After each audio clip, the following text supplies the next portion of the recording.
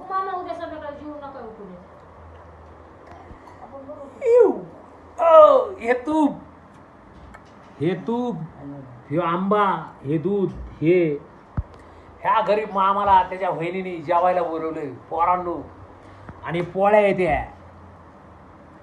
आणि बघा ऑलरेडी काय माहिती गरीबाला एवढं भेटत नाही, पण विषय माझा असा की मी पहिलाच हायफाय आहे. मी थोडं आहे ना तूप खाणार, कारण की लय खाल्लं तर तूप गरीबाला पचत नसते आणि ते लय कॅलरीज जाईल. कारण मला चलत होतो.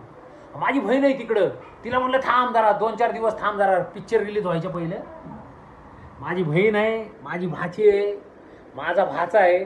पण म्हणलं तुमच्यासमोर घेतलं तर तुम्ही काय म्हणता ना पप्पू आम्हाला तूप रोटी हो नको. त्यामुळं माझ्या बहिणीला म्हणलं थांब. आणि एवढा बघा एक बाईट घेतो.